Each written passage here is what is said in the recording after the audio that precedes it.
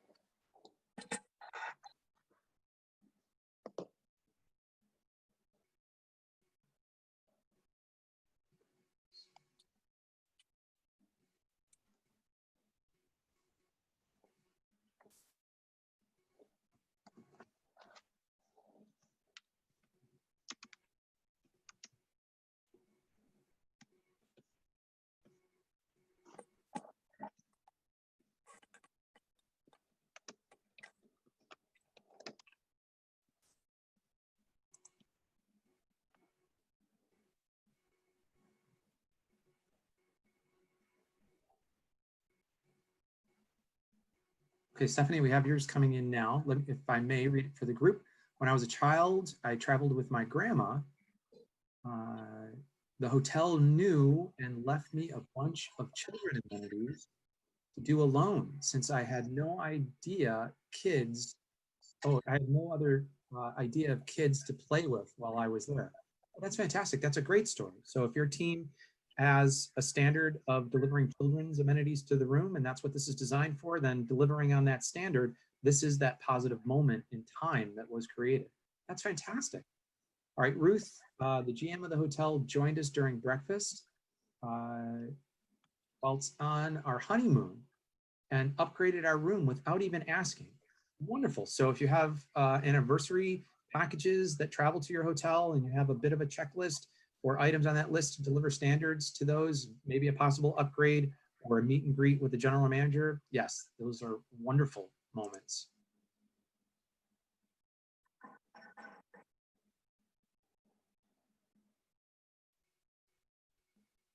Other children, I figured as much, Stephanie. Thank you for the correction. These are great.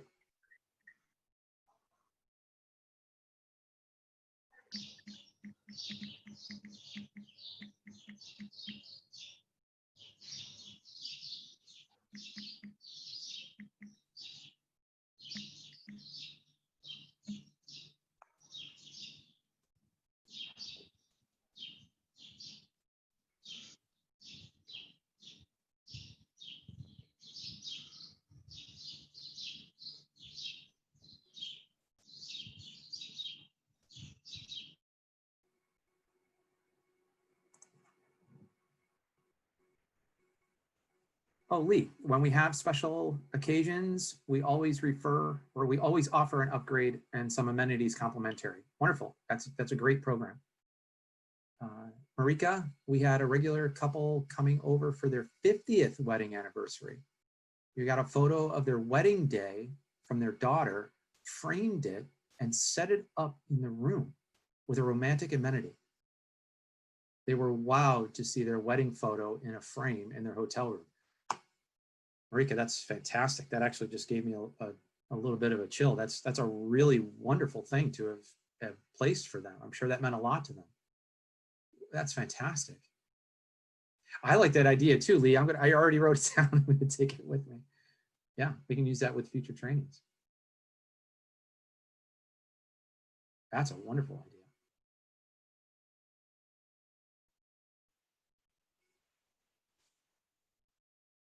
I see that there's a few more people typing right now, and I want to make sure that we get these in. It's a very important part of our time together. And again, team, if it's easier to speak, you can certainly just hit your space bar and jump right in. I will graciously stop speaking for you.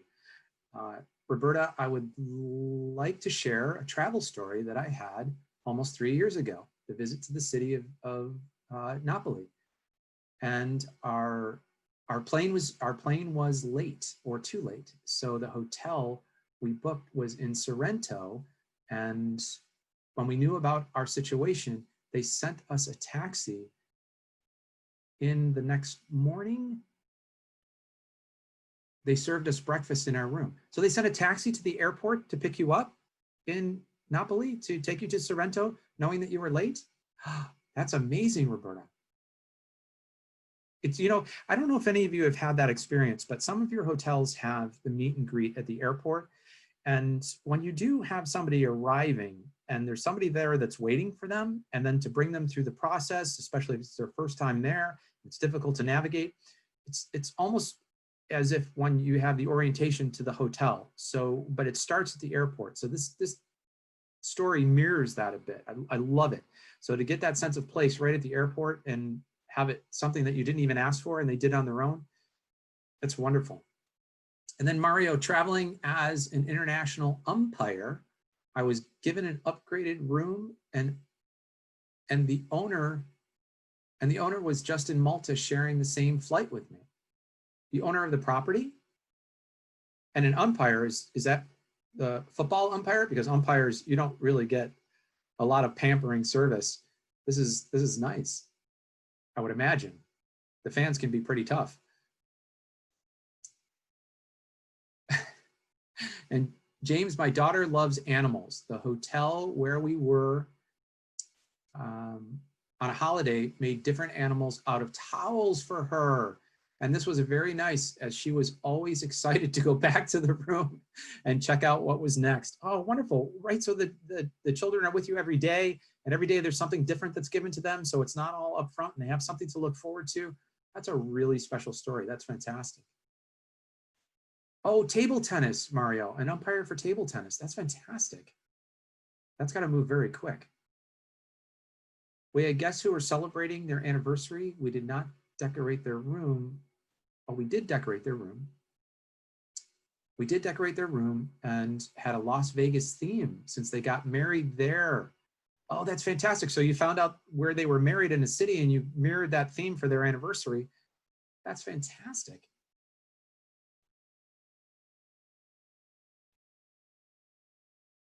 And then Lee, when I went to Hawaii, there was an issue with my reservation. The hotel owner met me personally, apologized, offered me complimentary upgraded room, and onboard this touch, oh, it meant a lot. Well, sure. You have somebody of that caliber that's meeting you. And you know, when you as a leader step in and interact with the guests, that is very powerful. And that's a great story.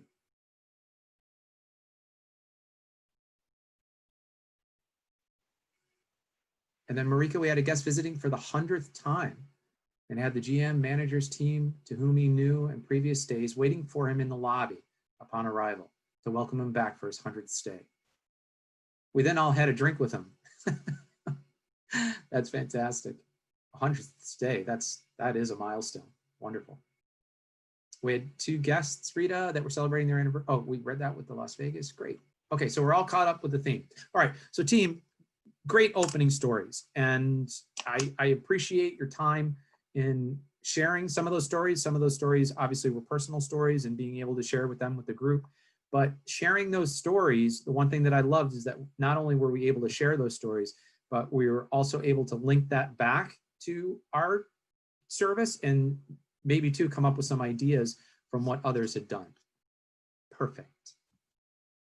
Team, there's also, if you remember from our previous training, where we talked about the emotional scale. And the emotional scale fits into these positive moments of time too, because there are times where we not only do things with the delivery of our standard that create positive moments in time, there's also some things that we could do with our standards that create negative moments in time.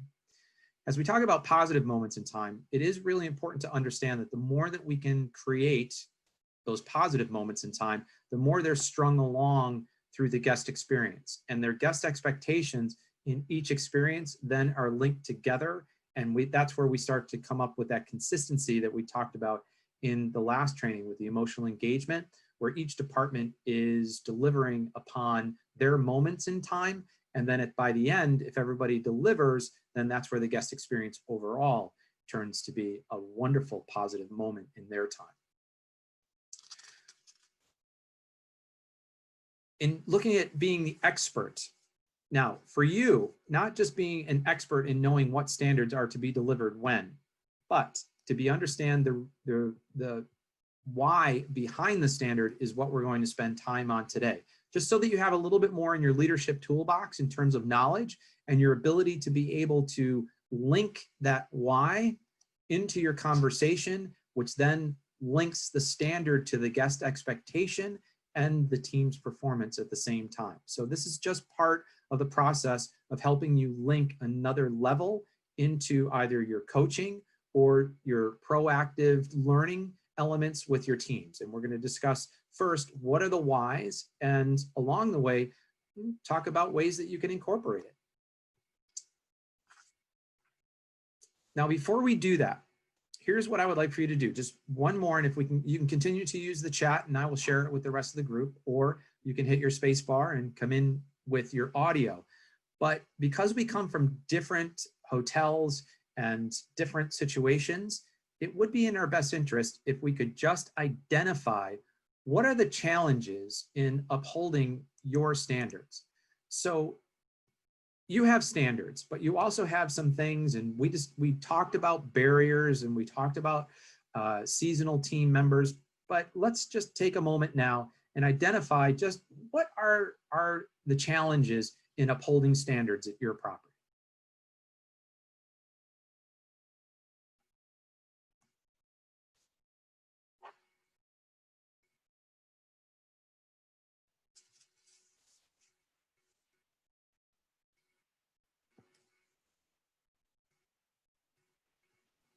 I would say the employees themselves.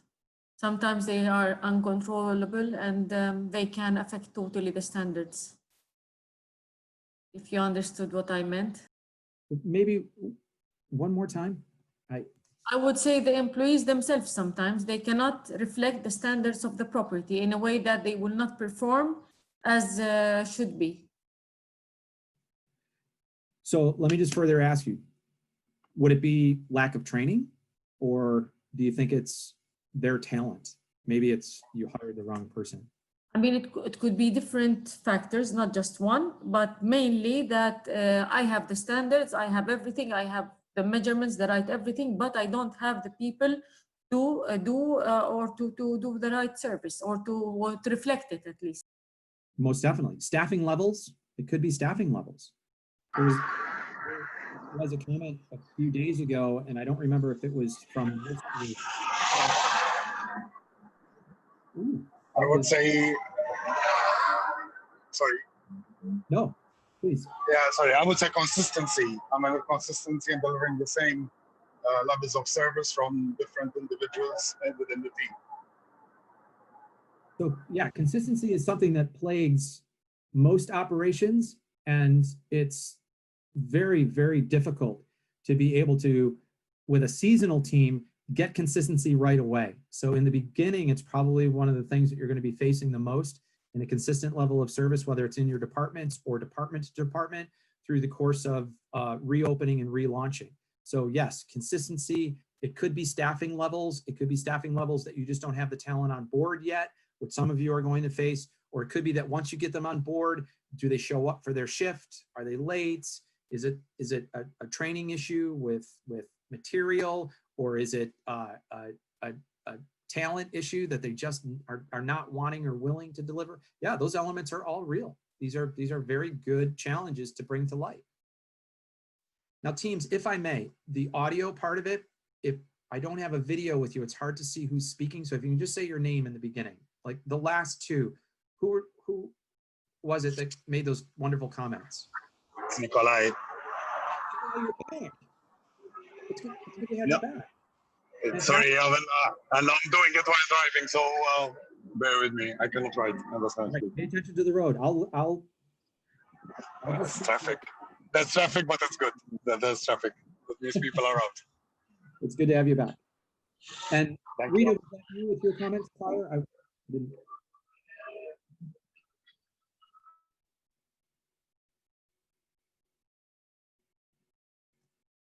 All right. Well, moving on, who else, and you can certainly put it in the chat as well, what are some of the other challenges that exist for you? And it could be anything. It could even be your physical property. You could say that our property is really spread out. It's very difficult with communications, or we have a property management system that's being upgraded. So there's some complications technically. Whatever those elements are, I'd just like to be able to share with the rest of the group, what are some of your challenges in upholding your standards at your property? Lack of teamwork. Oh, that's a big one. And would you say that that's linked to new team members that don't know each other and trying to get them to get along or work together? Yes, something like that. As in, how can I explain? Even like different nationalities, they group up, and I don't know. Super smart. Yeah, different nationalities, different backgrounds. Yes, Most exactly. definitely.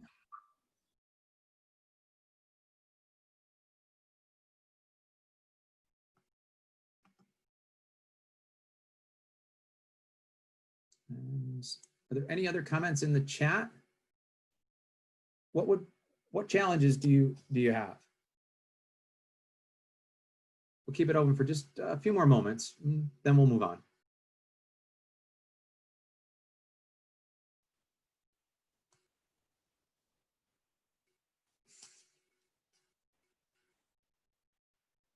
Marika, you have your hand raised? Yes. Yes, I would say sometimes I think every hotel encounters this challenge is the lack of passion for the job from the staff. It's quite difficult to get them engaged. Then sometimes, especially summer periods when we're really getting busy, until you get them engaged, it's time for them to stop working because they're seasonal. So it's quite a challenge. It's relevant how early you start training them and how early you start trying to get them on the job. But some of them, sometimes I question myself, why do they apply for jobs in hospitality if they don't like it or they don't have the passion for it? I think we've all asked ourselves that question on many occasions. I think everybody's relating to that at the moment. Good question, Marika. Good comment. Thank you. Yeah, we might even too have some time to, if it's important to you and you want to discuss, I can certainly lend some of not only my personal expertise, but also some of what I work with other teams. And so if it's worth your time to understand, then I will make it worth my time to spend some time on it with you. All right, so let's just for the sake of staying on track with our curriculum today, let me share with you, and this is what's on the screen now, is our 9 classifications. And for those of you that don't have a screen in front of you, like Nikolai, who is driving, and I will give it to you, each of the classifications in audio so that you can follow along as well. Now here at Forbes Travel Guide, when we evaluate a hotel, we have over 500 standards that we have to answer while we are on property or evaluate the team to. Now, each one of those standards has a classification. That's what these are. So all 500 of those standards will go into one of these classifications. You could think of them as maybe 9 buckets. And if you were to take the standards and place them in a bucket, they would go into one of these 9 buckets. So let me recite them for you first so that we have a clear understanding, everyone has a clear understanding of what they are. The first one is guest comfort and convenience. The second is courtesy and manners. The third is technical execution, skill, and knowledge. The next is graciousness, thoughtfulness, and a sense of personalized service. The fifth is elements of luxury. The 6th is cleanliness and condition. The 7th is efficiency.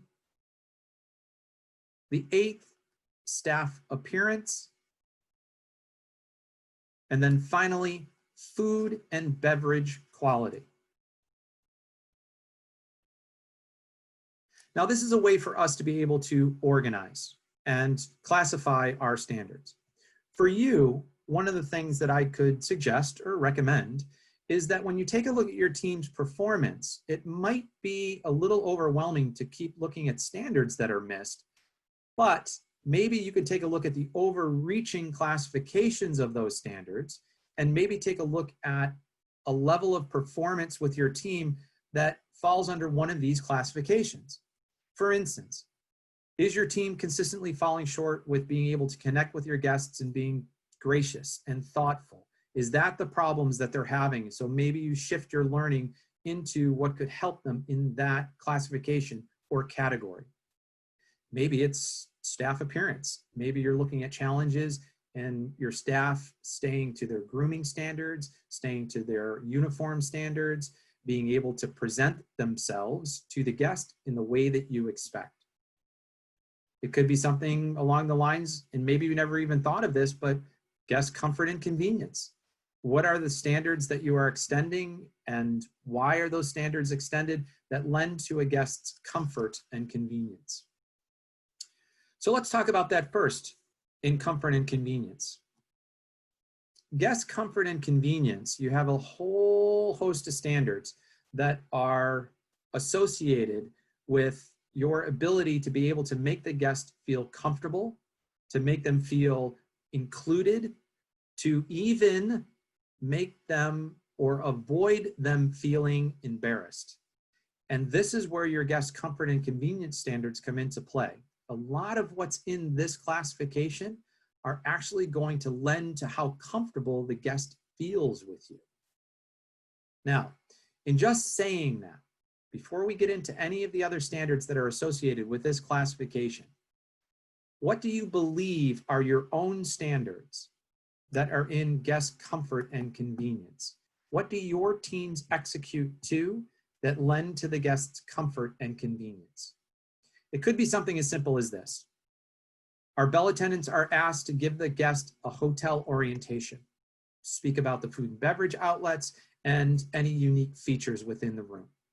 That standard would fall under guest comfort and convenience. It gives them knowledge. It prevents them from having to wander around the hotel lost and possibly be embarrassed, or to go to an outlet that's closed and they thought that it was going to be open, which could turn to be frustrating for them.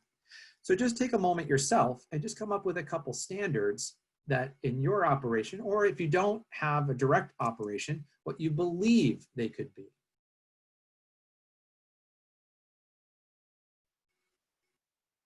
Oh, here we go. Perfect.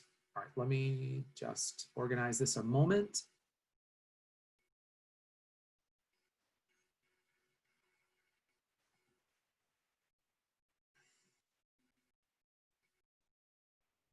Oh, Alex, I think we have a comment from you. I'm sorry, that came in from the previous one, which is owners taking the money and saving route and not investing in the hotel. Yeah, that could be a barrier. That could keep you from demonstrating standards for sure.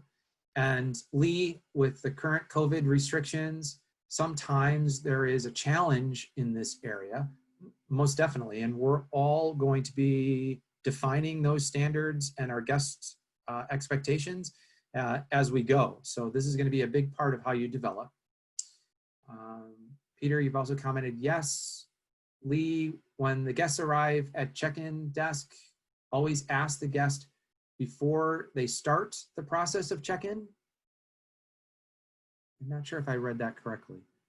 When the guests arrive at the check-in desk, the staff always ask how the guests are before they start the check-in process. So perfect, right? So a nice genuine interest question or a question to just give more information. Maybe you can gauge their level of being comfortable. I would say sometimes what can jeopardize the standards would be that there will be lack of giving the right information to the guest, which will make him really lost or. Most definitely. So information transfer and guest comfort and convenience, yeah, that's what falls here. Cleanliness, Stephanie, so important, it's its own classification. So there's elements, and we're going to talk about the classification, so we'll have further definition on them. But sure, the guest being comfortable, I wouldn't be comfortable in a room that wasn't clean. And so when we take a look at the cleanliness standards and then link it back into a guest comfort and convenience standard, yeah, they're very close to each other. And if I may, we have a classification called, we have a department that is standards listed for daily service for housekeeping. We have the initial guest room, and then we also have daily service. And daily service with its standards, would you believe, and you could just answer yes or no, would you believe that the daily service standards fall more under cleanliness and condition as a classification or guest comfort and convenience? Now, daily service is when you come in and you attend to the guest items, refresh the room, bring it back to a an occupied, clean, ready status. But the majority of those standards are tending to the guest items. Do you believe that they would fall, the majority of those standards, under guest comfort and convenience or cleanliness?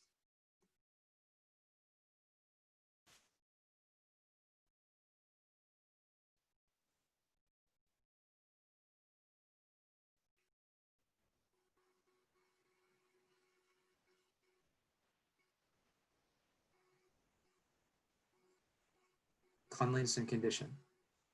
Good answer, Andrew. Lena, front desk plays a big role because they are the first to meet the clients, most definitely. Making someone feel comfortable and welcome, that definitely speaks to the standards that are associated with making the guest feel comfortable. Now there's specific ones, obviously the orientation, and Marika, just pick up something from the guest profile, mention it upon check-in. Sure, you can certainly do that and make them feel included.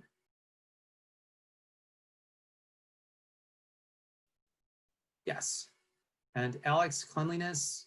Stephanie, comfort. I would say comfort. Yeah, you're right. So the majority of the standards in daily service when you're tending to a guest's items really is going to speak to their comfort and convenience. There's also a few standards within what we call guest room. With the way that you set your guest room up, does that lend to comfort and convenience for the guest? So good answer so far. Again, for sake of staying on schedule, let's explore this a little bit more. Let's say that you arrived to the hotel, and let's say that you had luggage assistance. Long day of travel, you're exhausted. Bell attendant, very nice, delivered on a lot of his standards, eye contact, smile, friendly, nice orientation to the room, delivers to the room, but this is the one standard, right, that he delivered this way, and that is to leave your luggage and your shopping bag here. Do you believe that this bell attendant met this standard? Does this meet the standard for you? And if it does or doesn't, you can put a little dialogue to that too. But just looking at this picture, does this A, meet your standard? Or B, does it not?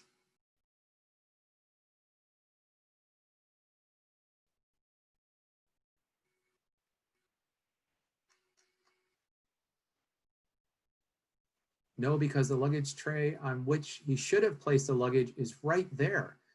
That's a great comment, Stephanie. Sandra, should have been placed on the rack. Ruth, no. James, no. Maruska, no. Stefan, no. Good. So let's say that your standard is to place the luggage on a luggage rack. And let's say that this next photograph more depicts on what your expectation is of that standard. Now you can certainly have a conversation with the bell attendant and say to them, our service expectation is that you place the guest luggage on the luggage rack and in the designated luggage rack area. All right, it's our standard, just do it. Now, what is the why behind this standard? What do you believe that it is? Why are we asking them to place luggage on a luggage rack? What are your thoughts on that before I even speak?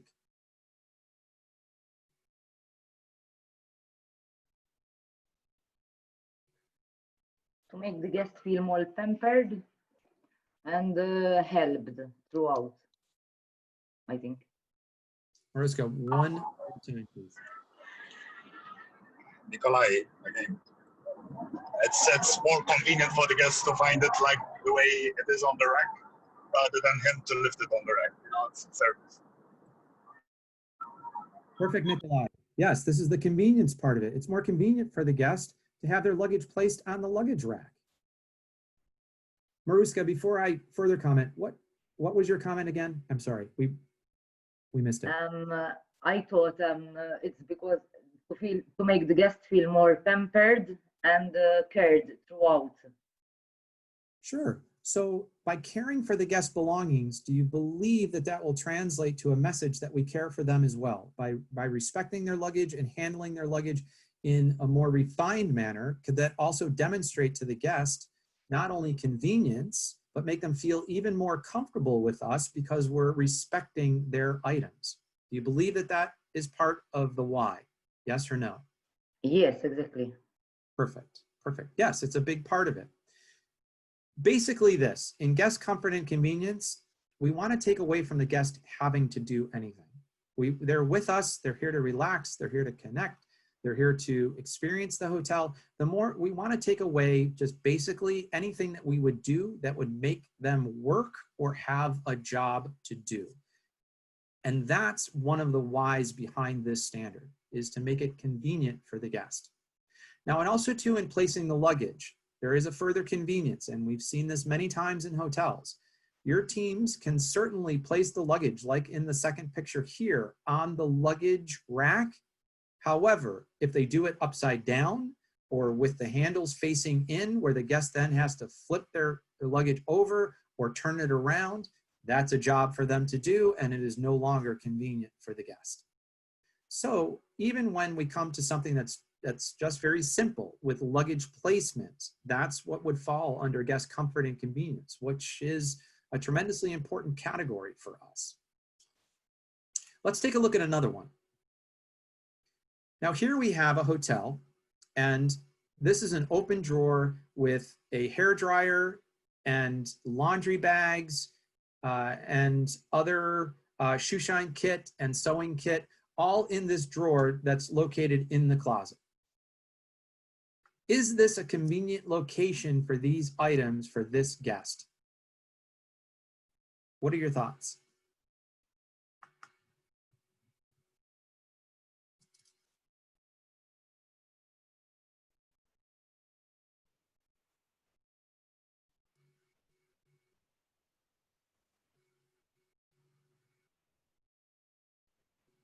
And you can simply put in just a yes or a no.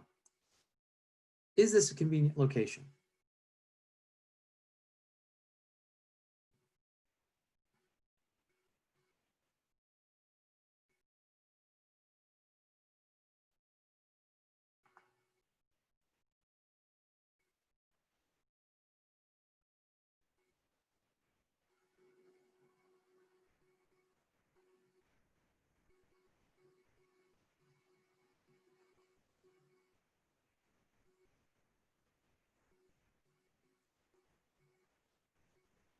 Let me ask you this.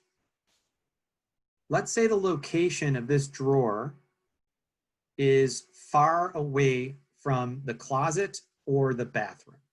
Let's say that it's in a piece of furniture. If you have a one-bedroom accommodation, and this is in the living room part of the room accommodation, would that be convenient for the guest?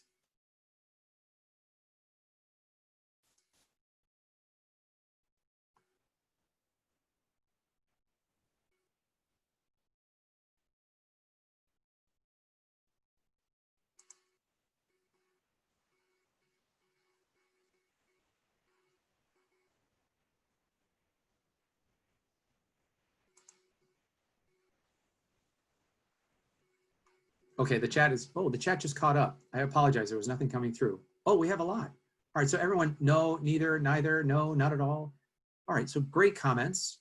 Yeah, now if this drawer was in an open closet area that was attached to the bathroom and the laundry slips made sense because it's right near the closet area, and the closet area was something that was very close to the bathroom, all right, then this placement might be a yes when it comes to comfort and convenience, only because the hairdryer would be more of an item that they're going to use in the bathroom area. But if there was a makeup area that was located right next to this drawer, well, then it would make sense. So it's going to be a bit, when you take a look at how your rooms are set up, just take a look at it and say, would this be convenient for me and where this location is? And that's just a big important part of the step.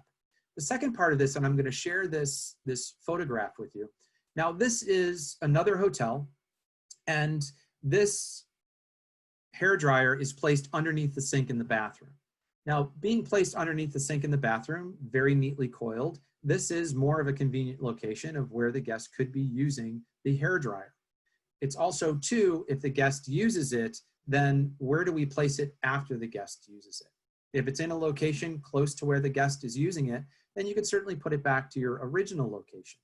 But if your original location is here in the bathroom, and let's say that the guest is doing their makeup in the living room because it's a more convenient place for them, and they've moved the hairdryer to the living room, and near the hairdryer they have makeup and their own curling iron, and they've taken your hairdryer, taken it from the bathroom, brought it over with their own in the living room. You don't necessarily have to now bring that back to the location if it's a more convenient location to keep that organized with the items that they have already established in that makeup area. So it could be even too that this standard, as we talked about in the previous training, might be one of those standards that you can adjust in order to meet or exceed the guest's expectations and make it more convenient for them.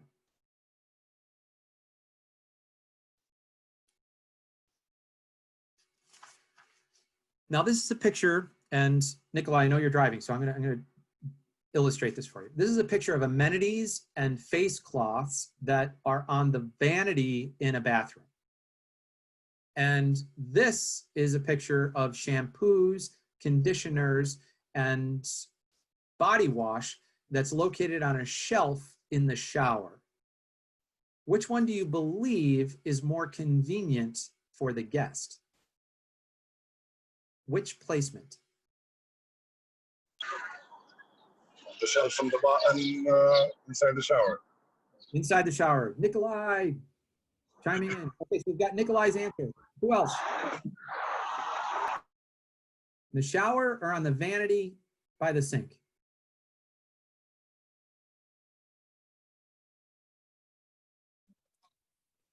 If I can say, I think the body wash, conditioner, and shampoo are placed in the perfect location inside the shower. However, the glasses and the towels are placed placed correctly by the sink. Fantastic. So we've got another opinion, which is in the shower, but the glasses and the terry by the sink, that's a more convenient place for them. Great.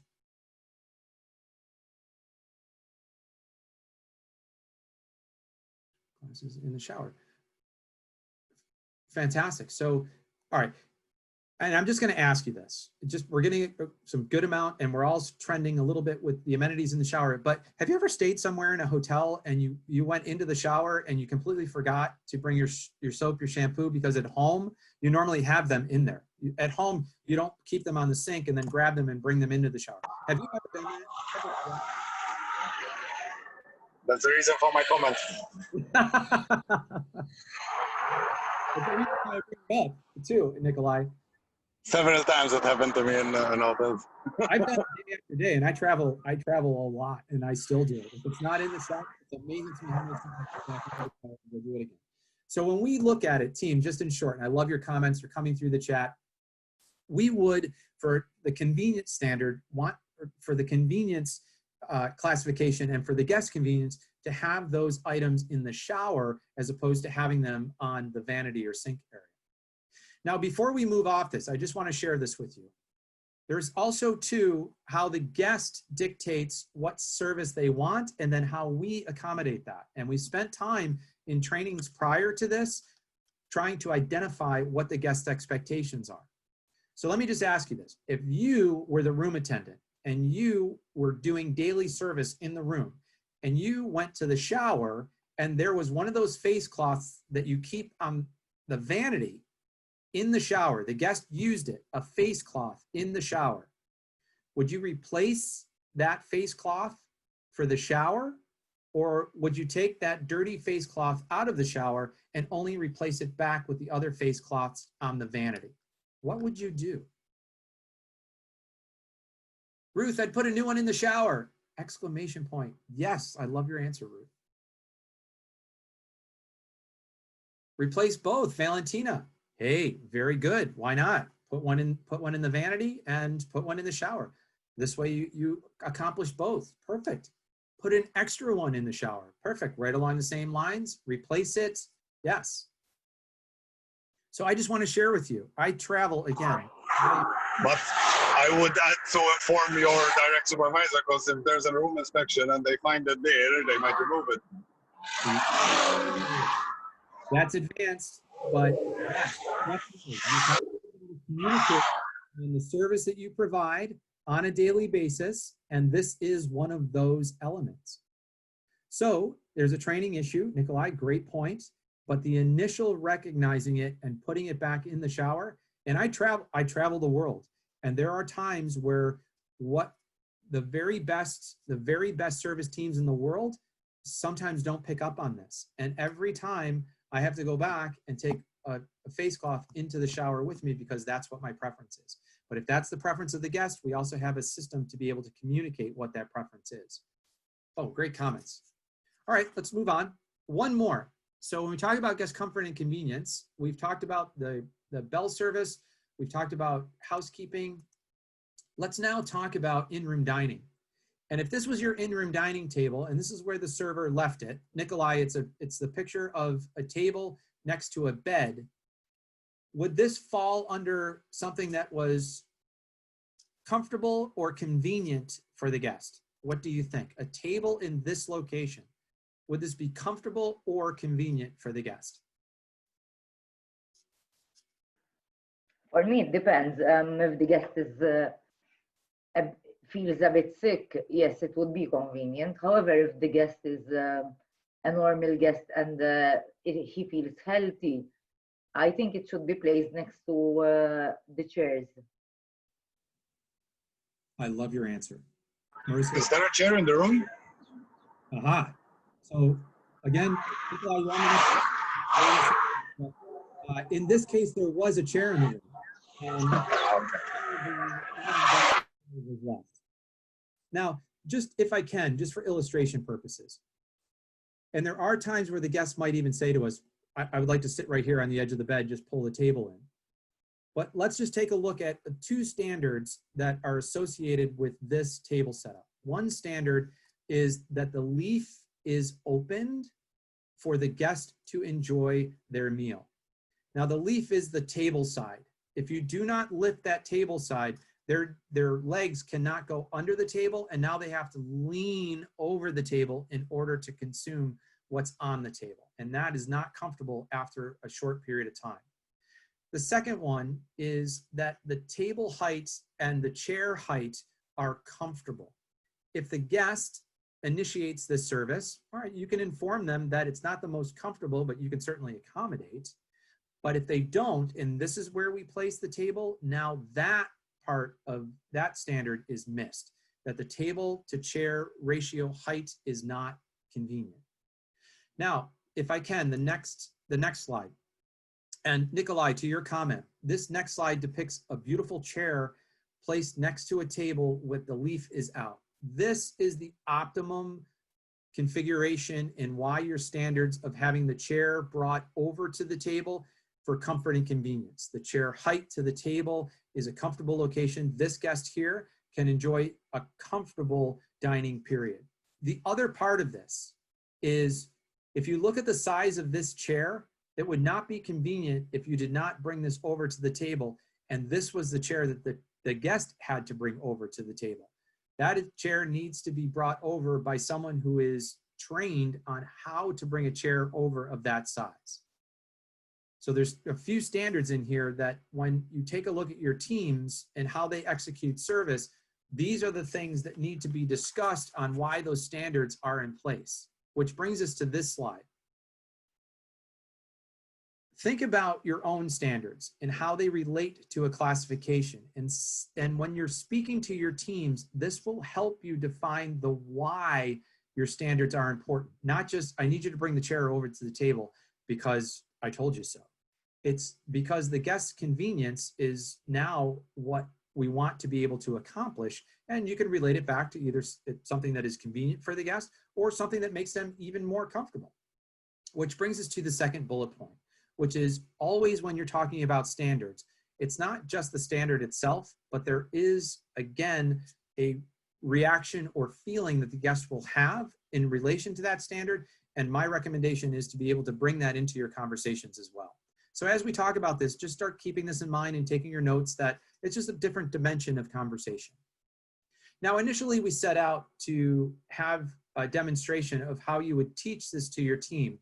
But what I would like to do is let's bring us through the whole process of understanding the standard, and then maybe we can talk about some ways that you can incorporate into your training with your teams, and that's your tenured team members and then also your new hires as well. So let's move on to the next classification. And now we're talking about courtesy and manners. And when we talk about courtesy and manners, some of us have a very good understanding of what this is. Going back to some of the original comments of what are some of the things that pull you away from delivering standards, it could be that your teams have a strong knowledge of what they need to do in terms of their service execution, but they may not be versed enough, and it could be their background, it could be their age, it could be their will, their want on just basic courtesy and manners. So let's just look at it just a little bit closer in some of the standards that are associated with it. If I first say to you, how would you make a guest feel welcome? That could be a very good question. But what I would like to ask you now, and just for the sake of our discussion, I would just like for you to tell me, when was the last time you were made to feel welcome, and why? Why did that situation make you feel welcome? And focus on a time that was special. I mean, really made you feel welcome. Like you were made to feel important, you were made to feel special. You really walked away and said, that was wonderful, or I really didn't expect that. That's the type, if you can, just share a moment in time when that happened.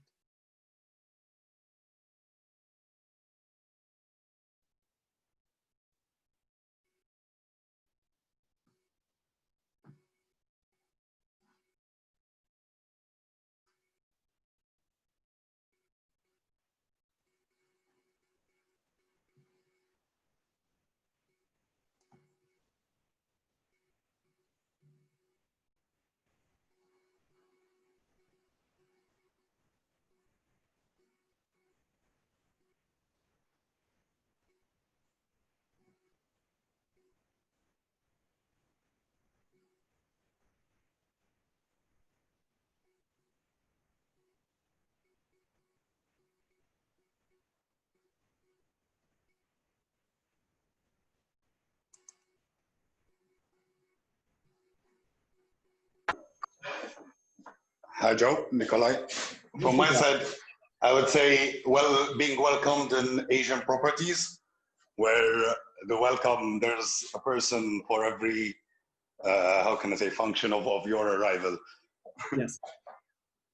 Yes, most definitely. In fact, when we talk about service that's executed in the Pacific Rim, well, one of the things that they do very well is they master the welcome. They ensure that each and every guest has the opportunity to not only be welcomed, but to start off with their expectations already met or exceeded. And yes, it's a very important part of establishing that first impression. Now, we do have staffing levels and you do have challenges, again, going back to the original part of where we are. And some of you I know are typing, so I'll just continue to speak a little bit. I would love to be able to share your experiences, but if I may, and looking at the welcome part itself, some of you might be at a loss as well. Some of you might be looking and thinking to yourself right now, when was the last time I was really made to feel welcome? Because we don't get it a lot in our daily work or in our daily lives. It could be that a lot of your interactions are more transactional, and even too, when you go to establishments such as restaurants or maybe staying in another hotel, your experience on the welcome could be less than what your expectations are. And we don't really have a lot of places in today's society where we make each other feel welcome. So in doing this, a lot of times when you're talking about the standards that are associated with making someone feel welcome, let's start there. What are some of the standards that are associated with making someone feel welcome? What do you think they are? And if you can, just quickly put those in the chat and you can just bullet point them. What are the standards that you expect from your teams that will give your guests a sense of being welcome?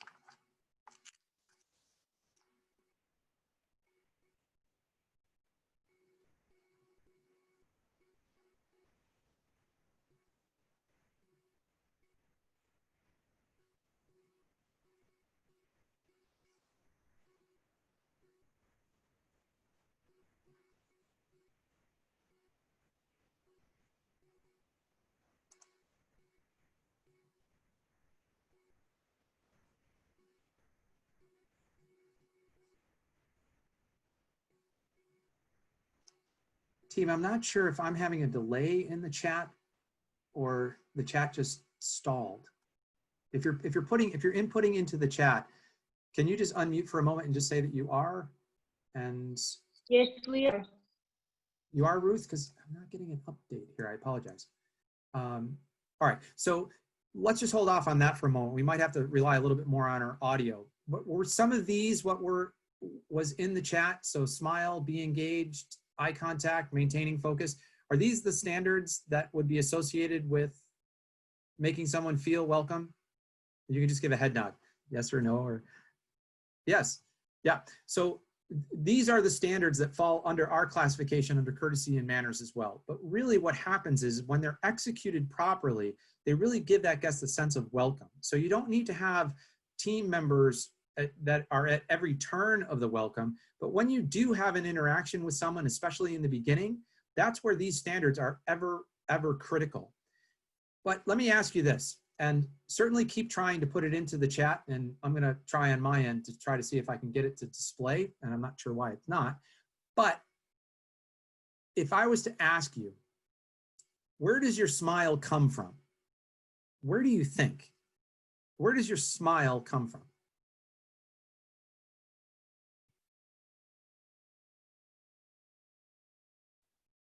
I think it's confidentiality and passion for the work you're doing.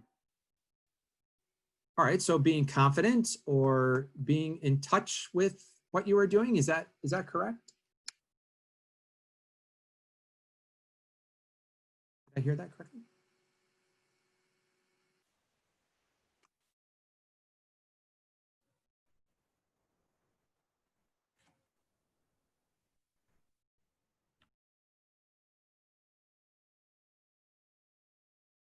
Oh, H. Let me see if.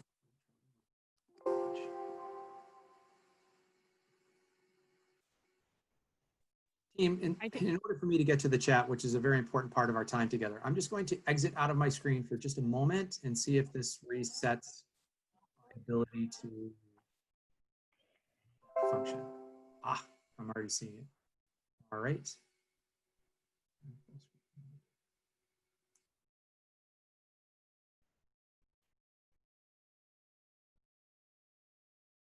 And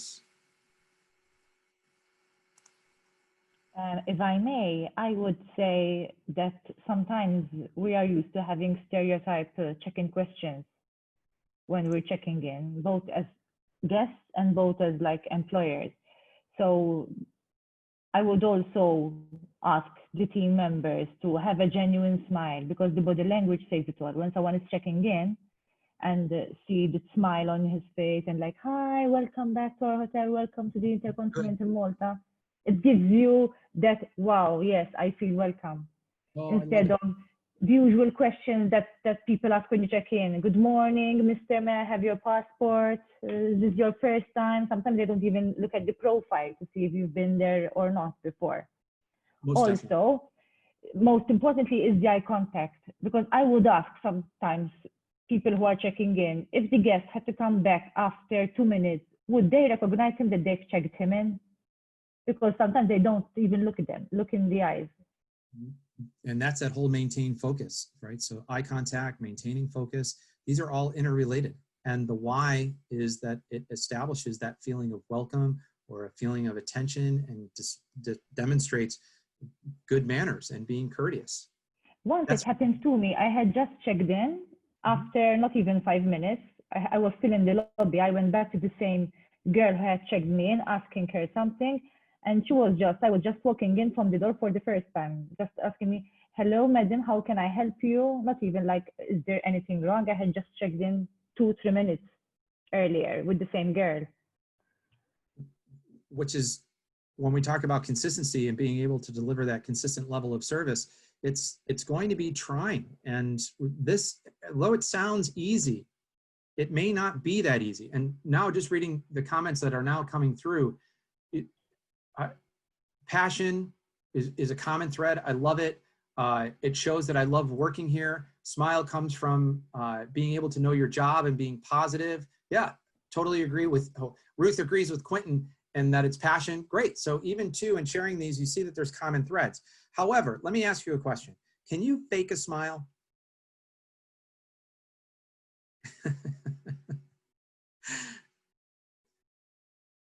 Well, it takes a bit. And anybody with a significant other, you're saying to yourself right now, yes, you can fake a smile. But the fake smile is not what we want our teams to do. We don't want to just go out there and say, just smile at every guest. A smile is going to be very important, but the true essence of making someone feel welcomed is going to be with that genuine smile. Now, if I can just share with you, smiles come from inside, and your ability to have that first off is going to be a big part of your ability, like being positive or having the right outlook. You're making these comments here right now, which is, you're 100% correct. However, what I have found in my 30-year hotel career, in working with and I've been privileged to work with some of the best teams in the world, is that your smile really comes from your team.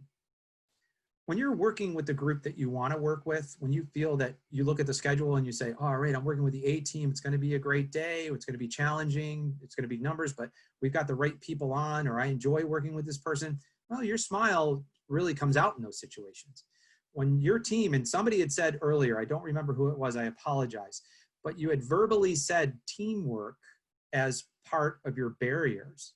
This is where it comes out. If you have a fractured team, or if you have a team that doesn't work together, or departments that don't work together, or you don't have a leadership group that's focusing in on bringing the teams together as part of their training and part of their purpose, well, your smile is one of those things that's going to suffer from that.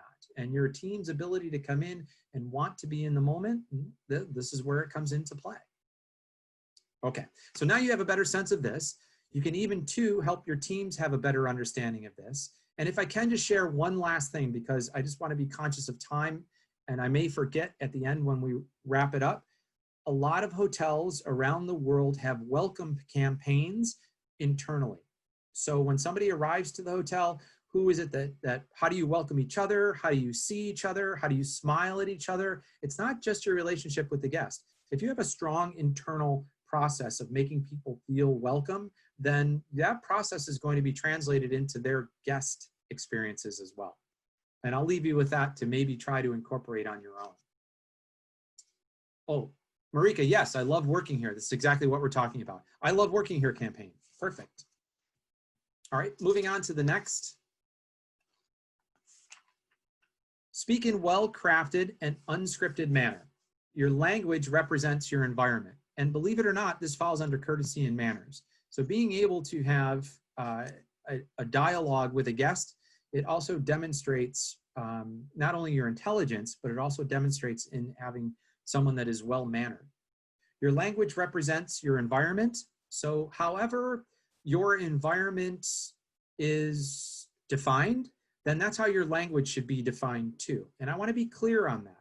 If you have a beach, a pool and beach restaurant, and that pool and beach restaurant is really, really casual, well, then your language at that pool and beach may not be as formal as it is on the front drive, arriving into your different outlet personality, which means your front of your hotel might have a more structured personality. So your welcome might sound something more along the lines of, welcome to the Adriatic Hotel. It's such a pleasure to have you with us. How may I assist you?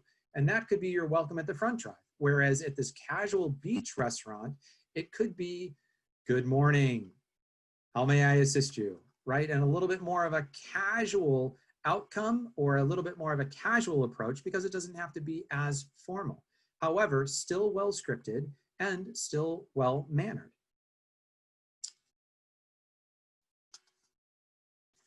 Now, these words are just here to help you understand words that may take away from using good manners. And these are words that would take away from good manners. So saying the words no problem or no worries or yeah, you got it, okay, you guys, sure.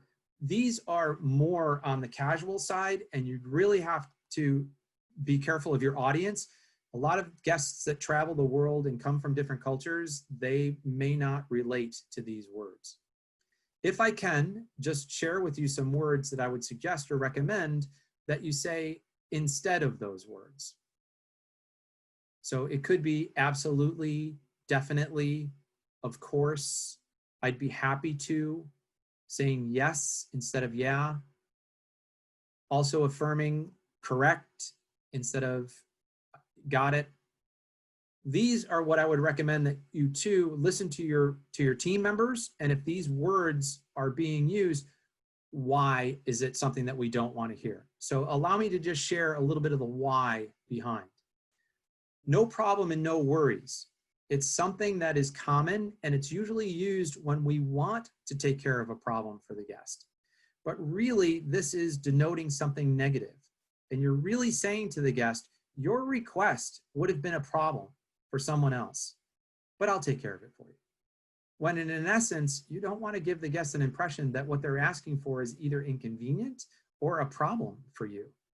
So just saying to the guest, certainly, I'll take care of that for you, would be a more proper response that would lend to the guest to understand a different level of manners.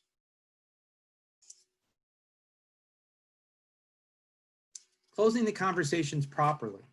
And in the close of a conversation, just if I can, just very quickly, what are your standards? What do you want your teams to extend standard-wise in their close? What do you want them to say? If I can get a sense of that. So you can just put it in the chat.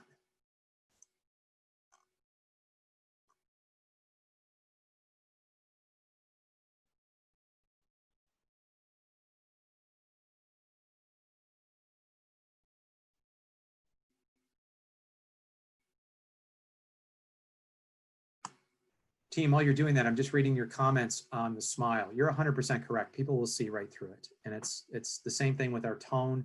When our tone is flat, This is the nonverbal communication of that flat tone.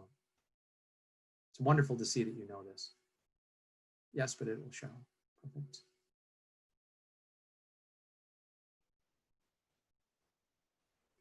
Thanks for your custom. We look forward to servicing you in the, look forward to being a part of your service in the future.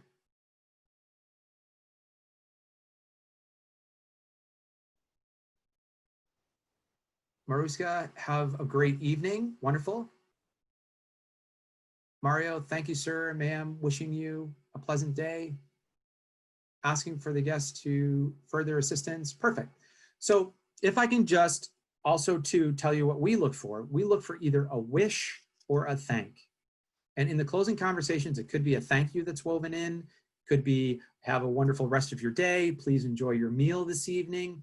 Depending on the person's position, you want to be able to have them say something that is comfortable to them, but also just falls under the wish or the thank category. All right, so that's the standard. Now, the why behind the standard. Why do we want them to either extend a wish or a thank? And you can just start to put that in the chat. Why do we want to do this? What does it accomplish?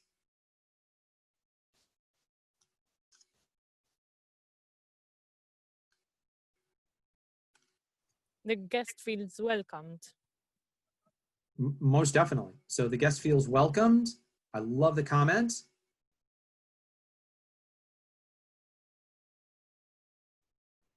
And Ruth, was that you commenting? Who was that?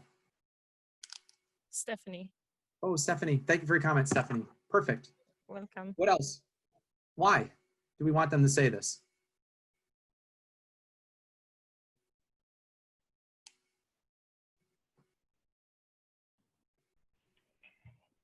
By saying so, you make them feel that they're not just a guest, that they're not just a number, that you have time to speak to them and wish them a nice evening, the rest of the day, etc. And also by adding maybe, apart from the pleasure having you staying with us, enjoy the rest of the day, the evening, etc. By closing off saying, well, looking forward to see you again soon. I love it. So it gives more structure to the close, and also to lends a level of appreciation to the guest for their business. And I'm getting that through the chat now. So James, yes, feel free. Gratitude, acknowledgement, perfect. Stephanie, they feel special when they return again, or give positive advertising. Sure, on social media and elements, people want to feel that level of appreciation. So the level of appreciation is what we want to see in short with the close. And when we talk about having good manners, we talk about at times, our pleases, our thank yous, and this is where it falls in. It's a basic element that transcends a lot of our cultures, no matter what background we come from. So this is a bit universal. The other thing too, to just help you illustrate the point a little bit more, can I ask just and this is a personal question, and you can respond if you'd like or not. Have you ever opened the door for someone in your private life? Have you ever walked into an establishment like a bank or a bakery, and somebody was coming in behind you and you just opened the door and allowed them to come in? Have you ever done that? I see a few shaking their head, yes. And yes, getting it through the chat. All right, so, well, it looks like everybody. Yeah, quite a lot of times. I'm sure you have, Monica. Yes, okay, perfect. So let's take this situation. You've done this before. You have a sense of what I'm talking about. Have you ever had that situation happen where you opened the door and the person just walked in and they didn't even look at you, as if they looked at you almost along the lines of, you should have opened the door for them? Have you ever had that happen? And if you have, how did that make you feel?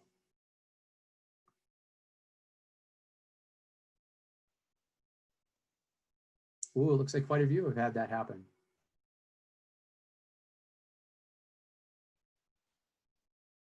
Yes, frustrated and ignored. Thank you, Stephanie.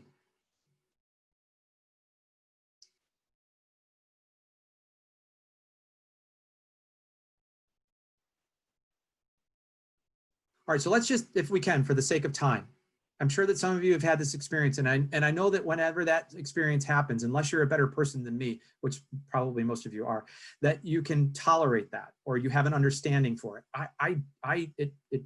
It drives me a bit. And when we talk about the emotional scale that we talked about in the training before this, even Stephanie used a word like frustrated. Frustrated's in the red zone. And if you want to take someone from being in the green and having an experience that they are happy with and putting them in the red zone, well, appreciation can immediately place them there. Think about how fast it happens in that little interaction with you. You went from doing something nice for someone, a complete stranger, and nobody told you to do it. You did it out of the goodness of your heart. And then they turn around and don't even acknowledge it and walk right in. Well, that's going to take you from doing something that feels good to now feeling something that makes you feel frustrated. And you could even say to yourself, I'm never going to do this again. I'm not going to do it again because I get this reaction all the time and I'm not going to do it. I don't know why I do it. Or some people actually even reprimand that person. They lean in and they say, you're welcome, or a thank you would be nice. And I know some of you, I've done that too. But now you're reprimanding a complete stranger. So think about the power behind this. This is the power of appreciation. And this is a real life example. So if you want, I would give you that story and link that back to your teams, and maybe even bring them through that exercise that we never want to make our guests feel that way. So it's important that at every turn, we say thank you or demonstrate a level of appreciation for this person being here with us. And that's why this is ever so critical. It's not just a standard that is out there to execute. There is great power in this standard. All right, showing appreciation. All right, so courtesy and manners. Hopefully through our discussion today, you have some more material that you can link back to your own standards that fall under being courteous and demonstrating good manners. But I also want to be able to link this to you in saying that your internal culture can benefit from your courtesy and manner behaviors with each other as well. Sometimes we might pick up the phone and just yell at someone, I need that room, I need it right now, click. And we put it right down, or we may have somebody do something for us and then we don't show appreciation for that. Maybe it's somebody from the concierge desk that takes a couple of the phone calls while the front desk is busy, or our communication office where our calls roll over and then they take the calls for us while we're with our guests. Well, maybe going back and thanking them for that ability to help you out in those situations, that's going to go a long way with their ability to be able to smile and demonstrate with their own guests because they feel appreciated. Just if I can, a lot of this courtesy and manners and the extension to the guest is our behaviors with each other too. One last thing, please incorporate this into your 5-minute impactful training during your pre-chips. It could even be that you bring in these levels of team building in order to them be in service to each other a little bit more, and then therefore they can extend that to your guests. All right. Technical execution skill and knowledge is the next topic that we're going to discuss. And this is where your teams demonstrate to your guests how smart they are and how well they know their positions. Some, it's a little bit easy. Some that get a little bit more on the learning side.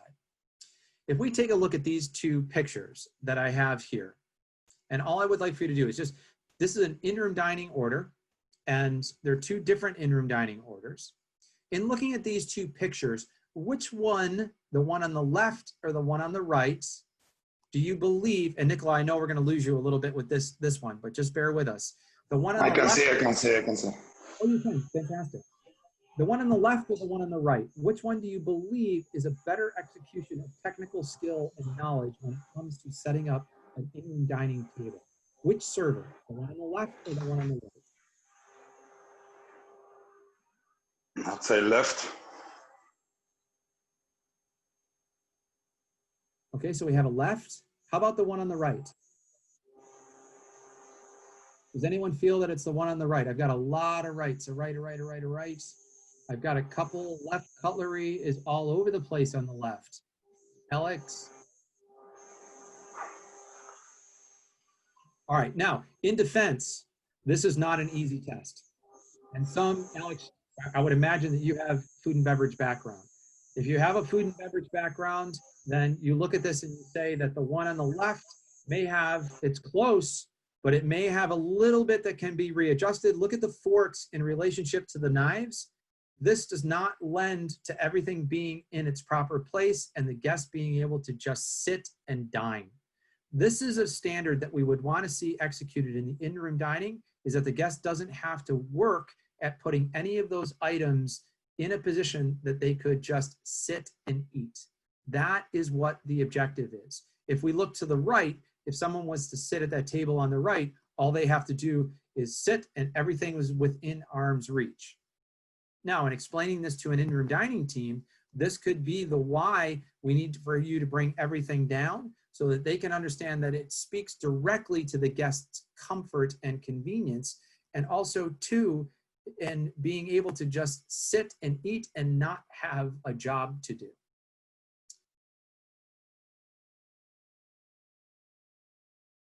Oh, good one, Jason. Yeah, so on the right-hand side, you can also see that the left sauce is behind the juice. How difficult is it going to be for the guest to be able to reach behind in order to get that? So we want to not only see that it's in arm's length, but that's a very good point, is that you can reach everything and it's not behind something else. So again, take a look at your service execution in these areas if that's where you are and what you can do to accommodate. Now, taking a look at these two pictures, this is turn down. Technical execution, skill, and knowledge. Which one do you believe is more technically savvy on what they need to do in turning down this bed?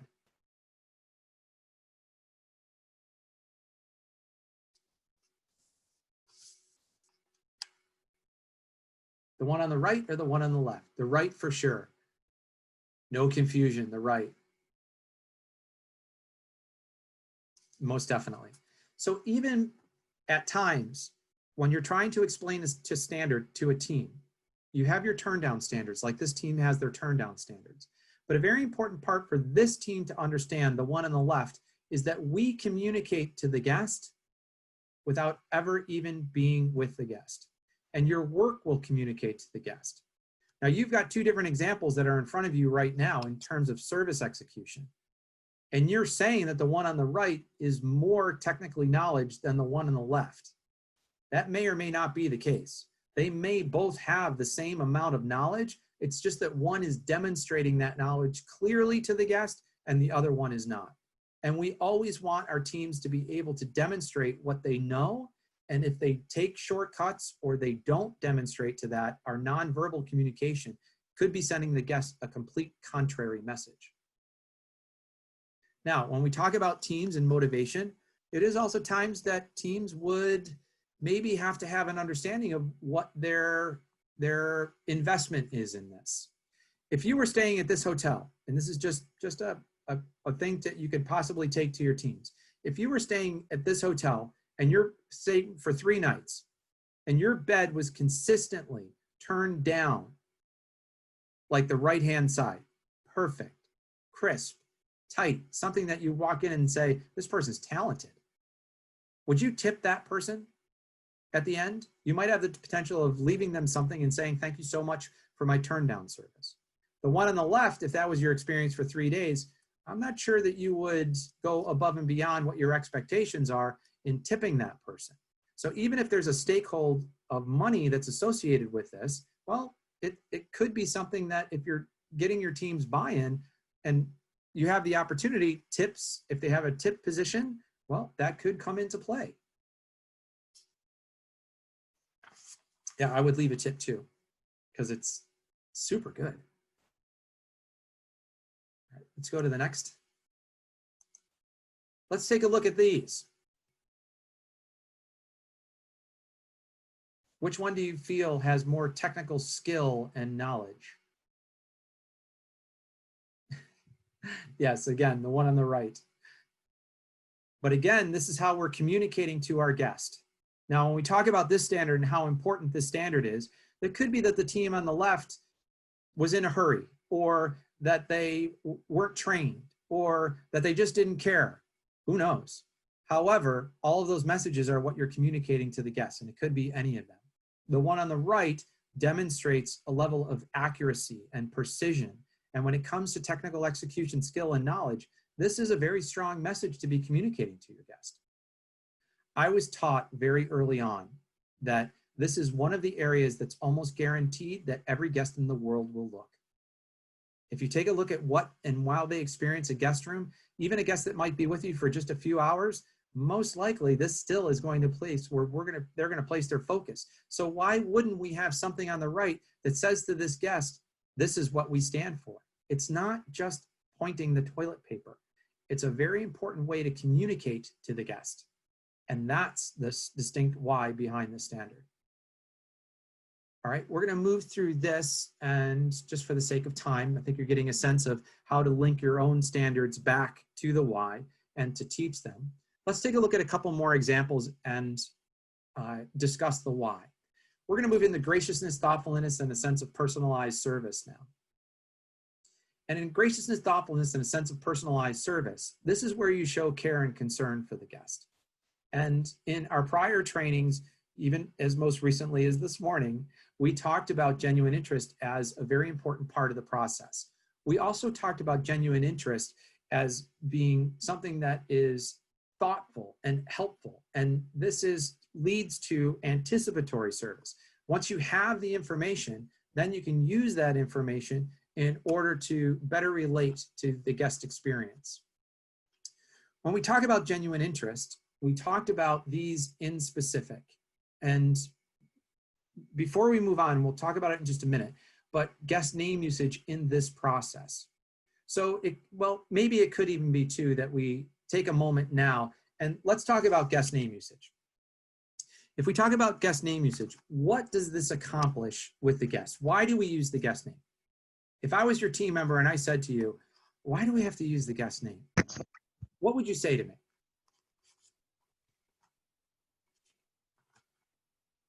So they feel important. Yeah, so it could be that we're demonstrating to the guest that they are important to us. And let me just ask you, if I can, because it's a wonderful point. Do each of you have names? I know you do. I know you do. I know you do. You don't have to put it. We have to occupy the time in the chat. I know you do. But is your name important to you? Does it represent your family? Does it represent who you are? Even represents generations on my end. So when we want to make someone feel important, just link it back to that's what this standard could be, is it could demonstrate to the guest that they are important to us. And their name is important for us to learn if they have a difficult name. Great. Who else? Let's see what we have. Acknowledgement, most definitely. Great answer, Sandra. And Maruska, acknowledgement, melody. Show that your guests, you're not just numbers. That's one of the reasons why, here's the standard and departure at the front desk. The last thing in the world that we would want your person to say when they greet the guests at the front desk upon departure is checking out and your room number. That's why. So it could just be that we introduce the name at departure and say, how may I assist you? And the person says we're checking out and the last name is, and then that gives a different level of connection, much more so than just saying and making them feel like a number. I love your answer.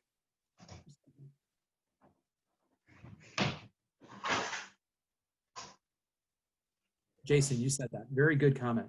All right, acknowledgement, Sandra, Maruska. Yes, so acknowledgement. So making the guest feel as one and not one of many, this is where the name usage comes into play. So if you even have a busy operation and your standards are ones that at times need to be modified in order to reach the guest expectations, this is the one that I highly encourage that as you continue to work with your team to be better on, is always something that's incorporated in your interaction. And when it's done, it does make the guest feel as one and not one of many in your resort. So the bigger you are, the more I recommend that you work on name usage. All right, so getting back to genuine interest, this was a slide that we shared this morning and we spent quite a bit of time on this slide. And it warrants us because it's a wonderful, wonderful learning element. And again, this is one of the most difficult ways that the newer team members struggle with the most when it comes to how to connect with the guest. So spending your time on genuine care and still fully understanding these 3 steps. And the first step in what did you learn about the guest and being able to either ask questions in that learning process or to make observations in that learning process. Those are the 2 at the center of this first step. But it's one thing to ask questions. It's another thing to make observations, but it's the most important thing to be able to prove that back to the guest. And one of the ways that you can do that is that statement of care. So being able to demonstrate to the guest that you understood or that you have heard them with their interaction, and being able to prove to the guest is one of the most important. Going to check here. Okay. I think Nikolai's off of mute.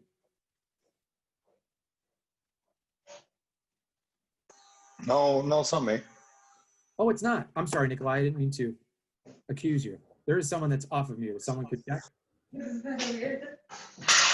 By any chance, when we were assigning the room, do you know if you have While they're any? engaged in the conversation. All right, so 2 preference questions. These are ones, just as a refresher, this was the gentleman in the dining room that had an appreciation for the menu. And Yes, I asked him to be directly with us, and I offered him a price of 255 for 2 nights.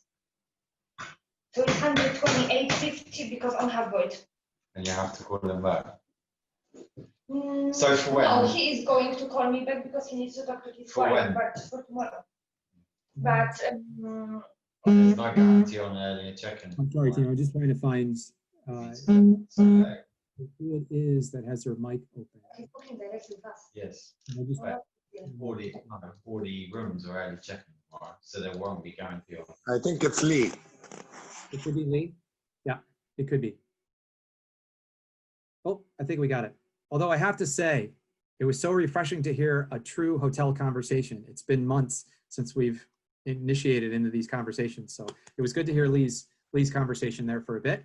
But getting back, so now we have preference questions. This is too where you guide your teams that at times perhaps they might need to get more information from the guest and to be able to ask those preference questions such as, I would love to be able to make a recommendation for you, but let me know a little bit more about what you're looking for first. And it could be something as simple as maybe it's in the restaurant with how hungry they are, or if they have any allergies or preferences, or what's their spice tolerance.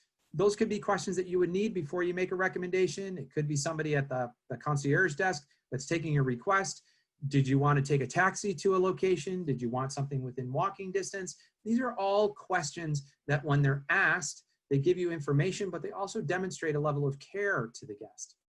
And then the third would be the preference questions. And those are the ones that are, I'm sorry, the focusing on the guest's comfort. And that's where the ones where, you may not be engaging the guest in a verbal conversation, but you're making observations and you're focusing in on what it is they're giving you in terms of message. And the example that we used for this earlier, this was the one where the individual was sitting in the lobby and they were reading a book and they were in a quiet place. And so they were demonstrating to us that they wanted some privacy and that they were in a location that they did not want to be disturbed, but we can still extend service. And so by focusing in on their comfort and acknowledging that comfort, that demonstrates to them a level of care. And if I can, just one more, as we look at this with your teams and how you can demonstrate this, let's go into this next photograph. And if this, maybe you were the room attendant and you walked into the room and you saw this at the bedside. You saw an empty glass with a prescription bottle and some cold medicine and some water. The tissue box has been moved from the bathroom, and now there's a trash can with some used tissues in it. First and foremost, I think that we can, and I'll accelerate the process a bit. I think that we can understand that perhaps this guest wasn't feeling well. Now the guest isn't in the room. If you were the room attendant, what are some of the things that you could do that could demonstrate to the guest that we have acknowledged that they are not feeling well, and now we're going to prove something to them and extend a level of service and demonstrate our care? What would you do for this guest? What are your thoughts? Maybe leave them a doctor's phone number. That is, yeah, they could be in a foreign place. They're not familiar. It could be that You leave it in a nice little envelope and a handwritten note that says, if you need medical attention, these are the services that we provide. I love it. Perfect. What else? I'd say some tea sachets, some green tea bags. Fantastic. So Nikolai, I had something like that in a hotel once. I came back to the room and there was a complete dry set of, it came with a tea bag, a teapot, a beautiful teacup. And the note said, when you're ready for your hot water, please call us. We noticed that perhaps you weren't feeling well. And then I just called on in-room dining. Somebody delivered the pot and I hope you're feeling better, Mr. Dupre. Please enjoy the tea. It was beautiful, absolutely beautiful. Who else has thoughts?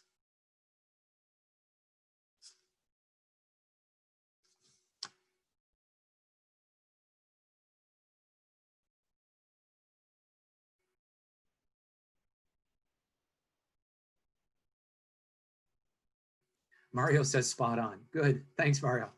Well, I'm not sure if you're commenting on my comment, Sandra's comment, or Nikolai's comment, but so far we've been spot on. Right. Team, think about also too, what are some of the things that could happen here that could frustrate the guest? Or to, if we were to follow our checklist of organizing the room and replacing items in the room to their original location, what if we were to take that tissue box back or put the trash can back to its original location and remove the drinking glass and put it back into the bathroom?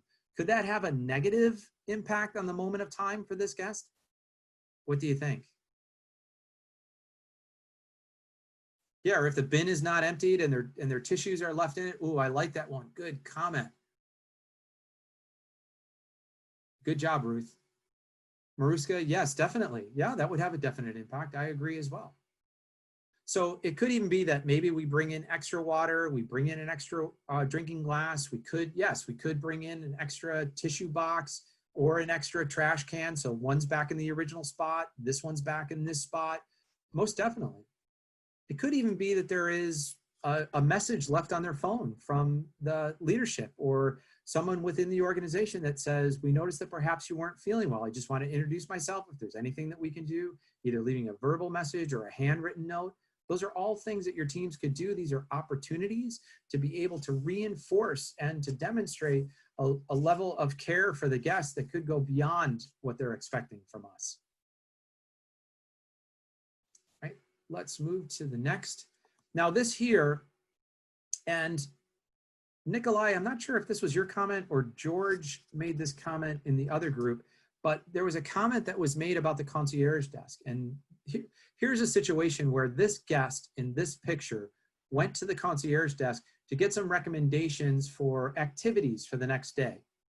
The concierge then took it upon themselves that once they got all of that day's itinerary mapped out, they took some further suggestions and placed it in the guest room. So when the guest came back from that day of activities, they also had some information on some other things to perhaps consider. And they left a note for the guests saying, we wanted to leave these as just some other possibilities. We look forward to you coming down to the desk and discussing us planning your next day.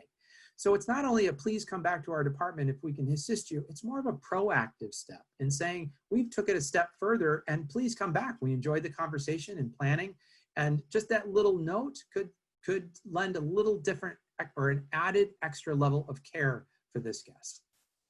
Just an idea. Now a handwritten note, if I can, this is becoming a lost art. However, please understand that even too, when somebody receives a handwritten note, whether it's a thank you note or an acknowledgement note, these notes have great impact. Also too, with your teams, it could be a way for them to communicate with your guests that they're more comfortable with. Some people are more comfortable with a chat feature or writing a note than they are being verbal, which, all right, it's just some people are, and you could guide some of your team members to be able to communicate this way. But handwritten notes are a wonderful way to demonstrate care, and that you just took a few moments to think about this guest and leave them a note. You could also too, as leaders, if I can, you could also too, as leaders, not only have public ways that you acknowledge your team members, but also maybe a little handwritten note or something that you give to them that is of a handwritten nature, well, this could also serve as a level of acknowledgement that's even more personal to someone. All right, so it's graciousness, thoughtfulness, and a sense of personalized service. Again, if I can just accelerate this path, the standards that are associated with this, and I do encourage you to take some time on your own to take a look at not only the genuine interest standard and the anticipatory service, although they're the most popular under this, graciousness, thoughtfulness, a sense of personalized service. Name usage is the third. And if you concentrate on the top three here with your teams, you're going to see that their service will elevate. And ways that you can demonstrate this with them internally will help them mirror what these are when they demonstrate their service to the guest. Can I give you just one more maybe exercise that you can incorporate into your impactful learning, into your pre-shift meetings? Would you be interested in that? Okay. Thank you, Mariska. And Roberta, thank you. All right, so here's a great exercise that you can do with the team, especially if you have new members of the team.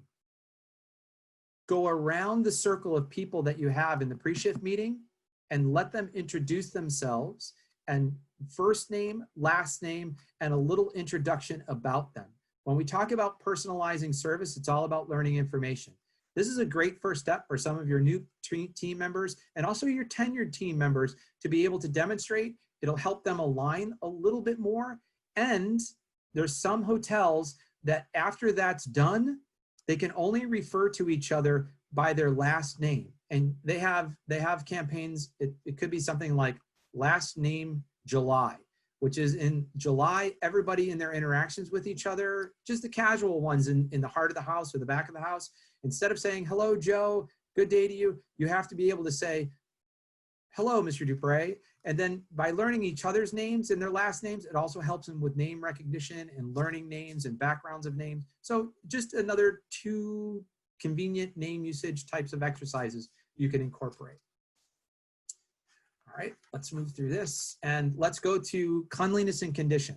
Tremendously important part of your guest's ability to also to feel comfort. And you had said this in the beginning, but cleanliness and condition, let's move through this. Now these 2 pictures here, at some of your properties might have hard water, and hard water creates a scaling in some of the plumbing. This one on the left is a drain with a hair.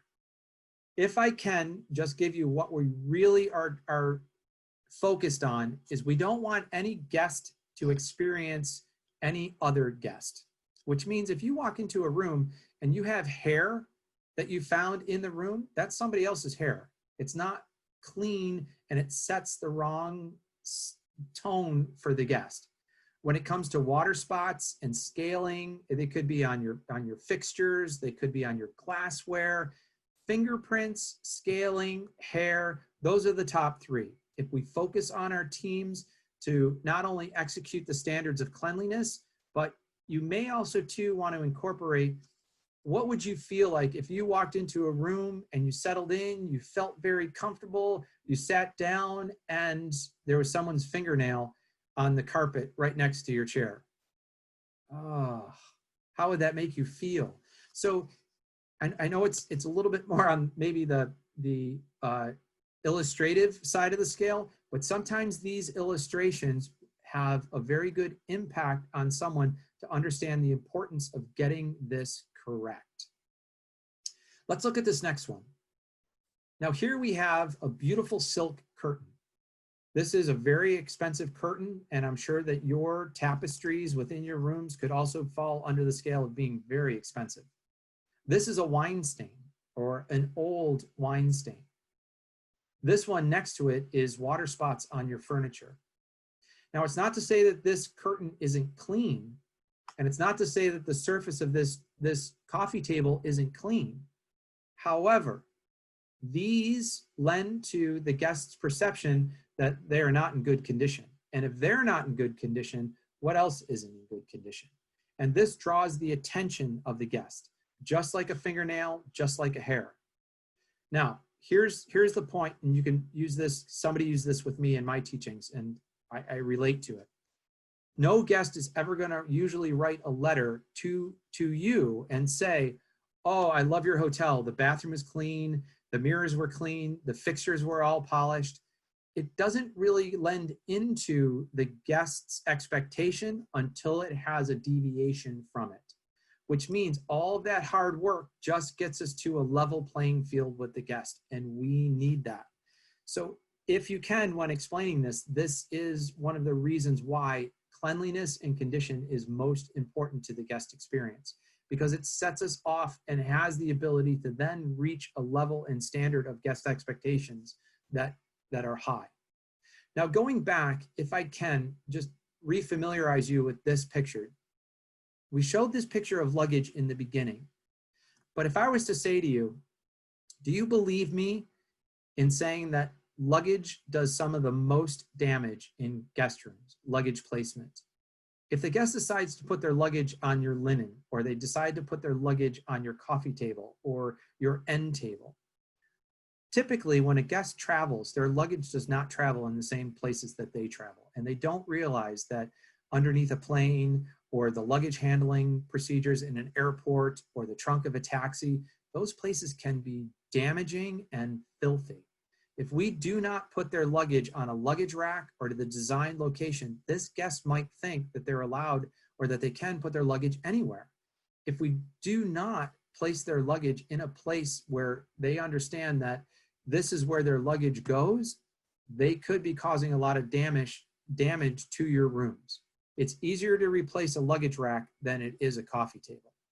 So two, going back to your luggage handling procedures, you can also incorporate this into why this standard is so important. All right, we will move through this and being able to link the why to cleanliness and condition back to your teams.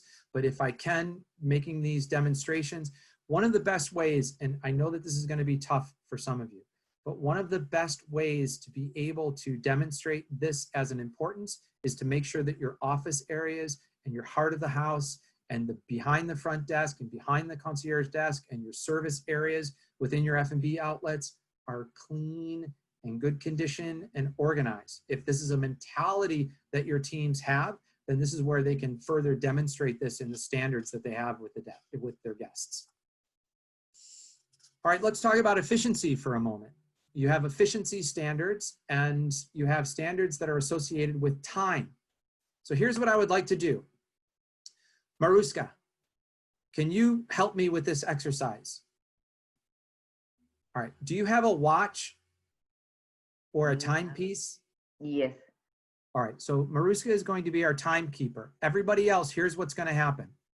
Maruska is going to tell us when to start. When she says start, and I just need for you to follow along with me on this. When she says start, what I would like for you to do is pick a spot on your ceiling and just focus on that spot until Maruska says stop. And you're going to time us for 1 minute. So we're going to do this exercise for 1 minute. So can you time us for 1 minute? Tell us to start. Sure. Look at the spot on your ceiling, and then we'll stop when Maruska says stop. Okay. So 3, 2, 1, go.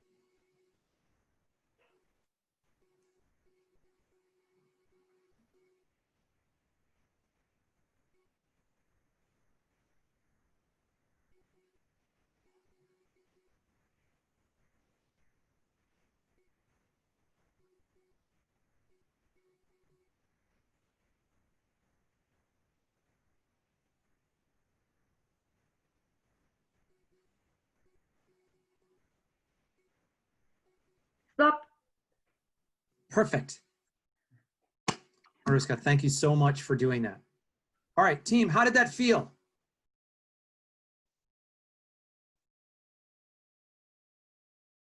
Uncomfortable. I'm sorry, Stephanie, I didn't mean to do that to you, but yeah, it could be a little uncomfortable. Strange, boring, very long, boring. Now there's a reason why I had Maruska do the timing, because if I did it, you might think that, well, Joe stretched that out a little bit, but what you experienced was 1 minute. Long, boring. Now really what you experienced was guest time, and guest time is different from our time. Our time in the operation, our minutes fly by. We don't even know where the days go. It goes so fast sometimes. But when the guest is with us and they're paying money or they're waiting, this is what every minute feels like. And sometimes we have very casual language around timing. If a guest calls for a request from our housekeeping department, it'll be up in 15 minutes.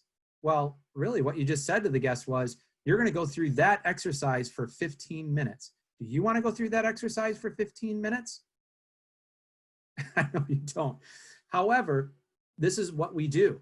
And if I can, this is a great exercise to bring to your teams, maybe even too during one of your pre-shift meetings, so that they have a sense to recalibrate their clock or to have a little bit more of an appreciation of what the guest is experiencing in terms of time. Because it's very logical that our time is different. Now, timing also too is something that we have in place so that we can be better. The more that you try to become better or beat your time or time with your teams, well, it can be healthy if you manage it from a healthy perspective. Don't let it become paralyzing. Staff appearance. And when we talk about staff appearance,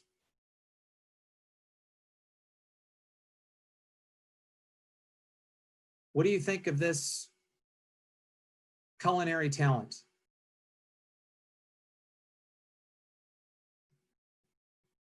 Now, if this was your server in the restaurant and their uniform looked this way, how would you feel?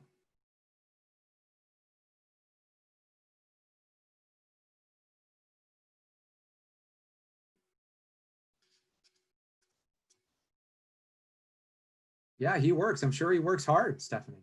Dirty uniform, uncomfortable, not very happy. Yeah. And the only thing, and even when looking at this picture, you're focused on the stains. You're not focused on this person as an individual. Now, in the culinary team and in the stewarding team and sometimes even to our housemen and support areas, these are all things that in these areas, yeah, your uniform could get compromised. But what about servers in the restaurants? Or what about pool servers? Or what about bar and lounge service teams? They are incorporated into a hybrid of the back of the house and the front of the house, and their uniforms could get compromised very easy.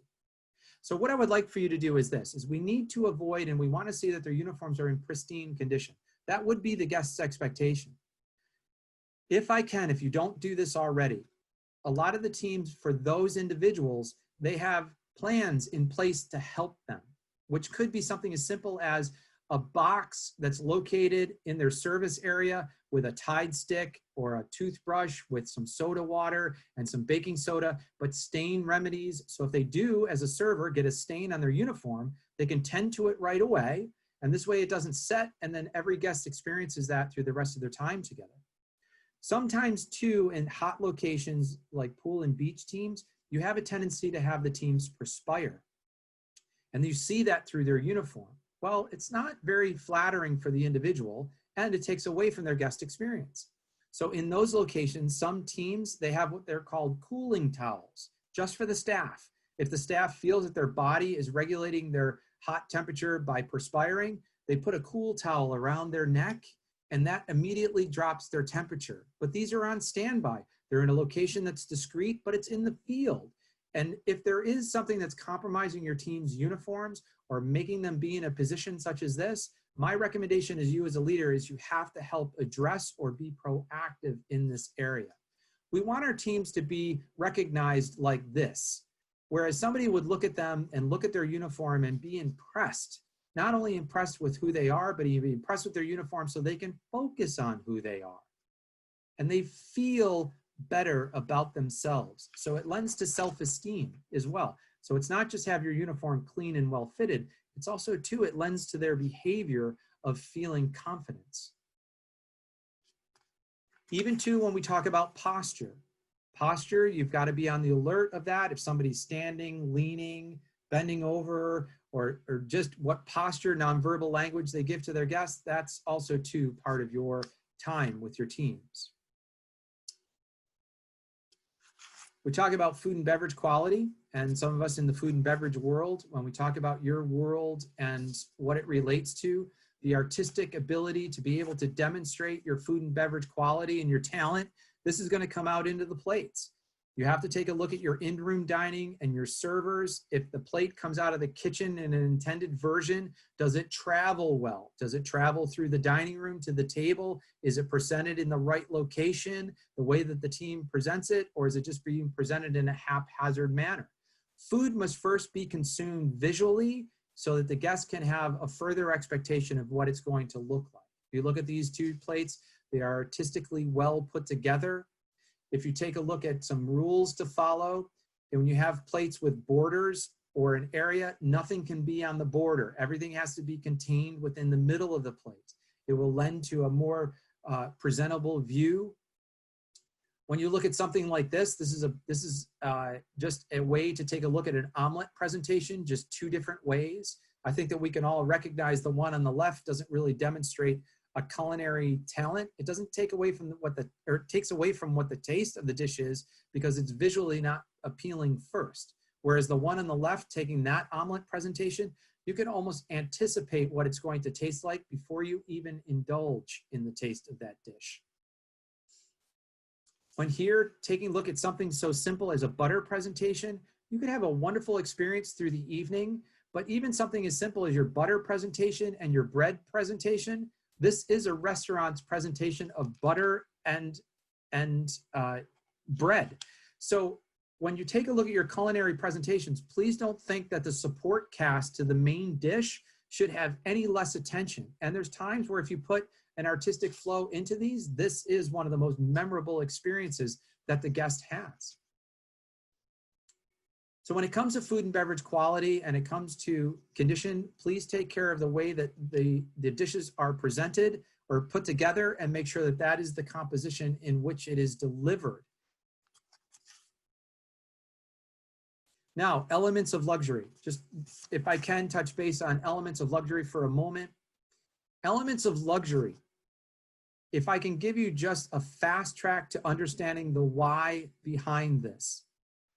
You don't necessarily have to be a luxury hotel to have things that are luxurious. And if you are setting up your own elements of luxury, my recommendation is to focus in these 5 areas, and it's your 5 senses. So in looking at when something is luxurious, this is how we interpret luxury as individuals. It's first going to be what we see. So it could be something luxurious and pleasing to the eye or looks of quality, just like that food and beverage quality we just spoke about. Luxury could also do in your environment with what you hear, soft background music in the back. For some, it could be the tranquility of a waterfall or birds singing. It could be a low tones of again, music in a spa. It could also be silence. It could also be just no tones at all. If you have those guests that are looking for a retreat or luxury, how do we have things that don't interrupt that, such as lawn equipment or machinery or loud noises that could be from another guest? So tranquility is going to lend to something being luxurious. Smell, taste, and touch, these are all elements of your senses that when it comes to how do you demonstrate luxury or something that is luxurious, these are all things that come into play. So when explaining this to your teams, it's also you can lend this into cleanliness and condition. Say that you have a beautiful hotel, which you do, and you have beautiful crystal glasses. And you bring those beautiful crystal glasses to the table and you're enjoying your martini, and it's this beautiful, well thought out martini. It's fantastic. It looks like this here. It's visually luxurious, the napkin. It's absolutely wonderful. You take your first sip, you put it back down, and somebody else's lipstick is on the other side of that glass. Is now that martini luxurious to you? No. And so it has all the same elements, all the same expensive glassware, all of the same beautiful, well thought out coaster, but because it's not in good condition, your luxury is going to go straight out the window. All right, so if I can, we spoke about all these and we are at the end of our time, and I had to reclaim just a few minutes. I apologize. I know it's a late day for you and you've spent the day with me. And so thank you so much. Hopefully this gives you a little bit more in terms of ammunition when it comes to explaining the purpose and the meaning of why our standards are in place, and so that you can incorporate these types of learnings with your teams. Now, just one last thing, if I can share with you. I loved your stories. When you had this part of the learning path with us today, you came with some great stories. So stories of when you were made to feel welcome, stories when you had those positive moments in time. When you get your teams to recreate those positive moments or those elements, it all comes from you as well telling stories. Storytelling is a great way for your teams to connect and to learn. And I highly encourage that when you demonstrate to your guests a standard, the why can be illustrated through a wonderful story. And they can share their stories in their pre-shift meetings. Another way that you can bring a learning 5-minute impactful, share your story yesterday of a way that you demonstrated positive moments for our guests. And when they share stories, they'll learn.